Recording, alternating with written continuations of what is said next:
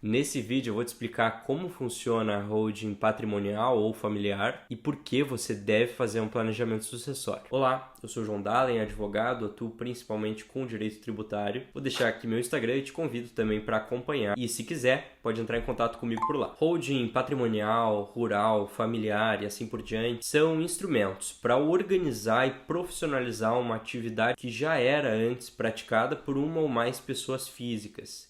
E ela pode servir para fins de planejamento sucessório. Mas holding não é planejamento, são coisas distintas. Holding é um instrumento que pode ser utilizado para fins de planejamento. Planejamento sucessório ou planejamento tributário são matérias distintas. Planejamento sucessório ele é simplesmente organizar a forma que vão ser transmitidos os bens e os direitos do falecido para os seus herdeiros. Já o planejamento tributário tem como finalidade trazer uma eficiência tributária que pode repercutir ou não em uma economia de tributos. Eu faço essa introdução porque eu vejo bastante distorção dos termos no mercado, então a gente já parte dessa conceituação.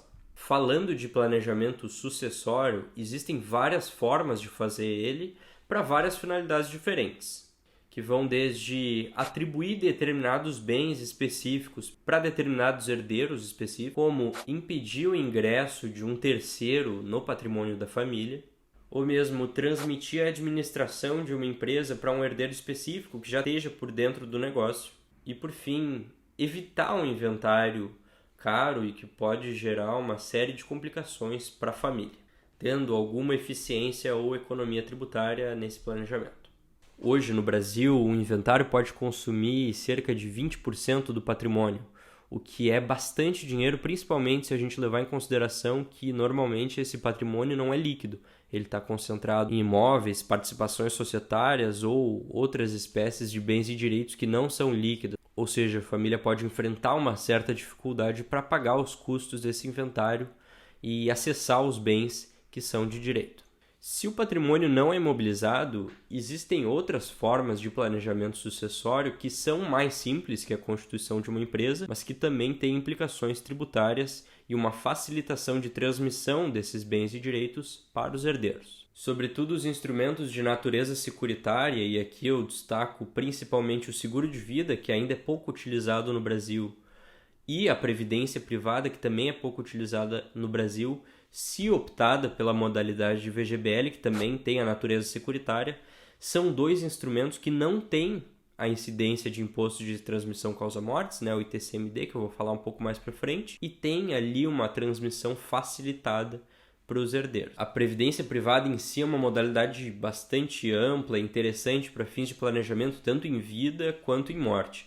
E se for do interesse de vocês, a gente pode fazer um vídeo exclusivo aqui no canal falando sobre esse tema. Comenta aqui se é do teu interesse. Outro aspecto introdutório, mas também muito importante, é que a holding normalmente é eficiente quando o patrimônio é relevante e tem alguma concentração imobiliária. Então, aproveitando para começar a falar de holding, a holding patrimonial é essencialmente uma empresa que pode adotar a forma jurídica de sociedade limitada ou sociedade anônima. Normalmente, a sociedade limitada faz mais sentido pela flexibilização de algumas burocracias que a SA demandaria. Então, com a abertura de uma holding patrimonial, os bens passam a ser da empresa, através da integralização do mesmo no capital social desse CNPJ. E os acionistas ou cotistas são os herdeiros, aqueles que participam desses bens ou direitos, que são os donos das cotas representativas. Um aspecto muito importante e pouco comentado é que o contrato social e o acordo de cotistas ou acordo de acionistas permitem que o detentor daquele patrimônio faça uma série de disposições e tenha flexibilidade para estipular suas vontades de forma legal, podendo prever como se dará a gestão daquele patrimônio em diversos aspectos. Mas como eu disse, a holding não é um instrumento que faz sentido para qualquer pessoa.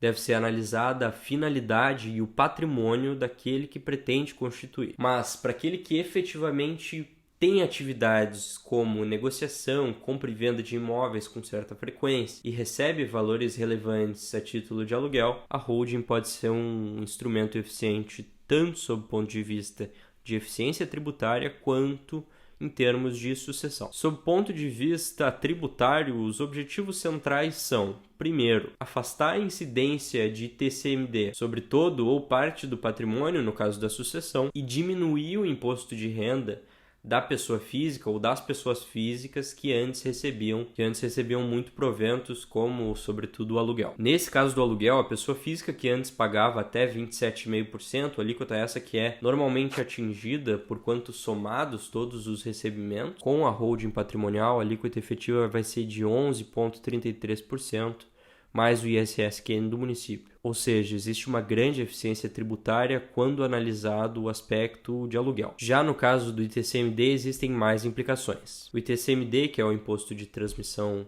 Causa-Mortes e Doação, de competência estadual, ou seja, cada estado tem competência para disciplinar sobre essa matéria e, consequentemente, as alíquotas são diferentes de estado para estado e pode flutuar aí até 8% do patrimônio transmitido, seja com falecimento, seja com uma doação em vida. Isso pode ser muito dinheiro, principalmente levando em consideração a liquidez do patrimônio e os demais custos, como honorários advocatícios, escrituras e assim por diante. Normalmente, com a utilização da holding, o que se pratica é a transmissão das cotas da holding em parcelas sucessivas para os herdeiros, de modo que, com o falecimento, os herdeiros já terão todo ou parte significante das cotas, diminuindo a tributação do ITCMD, que pode chegar a zero. Importante ressaltar que, apesar dessa transferência das cotas em vida, o controle pode ser mantido pelo patriarca ou a matriarca através da reserva de usufruto. Apesar dessas operações que eu citei serem legais com uma eficiência tributária real, é preciso atentar para algumas questões controvertidas ou, no mínimo, nebulosas na prática jurídica e contábil. A lógica de constituir uma holding normalmente respeita os seguintes passos que são críticos para fins de fiscalização. Primeiro, integralizar o capital social através dos imóveis ou mesmo outros bens e direitos. Segundo, receber os aluguéis e proventos com aquele desconto tributário que eu tinha mencionado do imposto de renda. E terceiro, transmitir as cotas para os herdeiros no caso da utilização do planejamento sucessório. Dentre esses pontos, eu gostaria de destacar a integralização do capital social com os imóveis. Existe bastante discussão envolvendo a incidência do ITBI quando da integralização dos imóveis no capital social da empresa, isso é, quando os imóveis são transmitidos da pessoa física para a pessoa jurídica, que vai ser a holding. Hoje em dia, apesar da súmula 796 do STF, não há segurança que esse pagamento é afastado.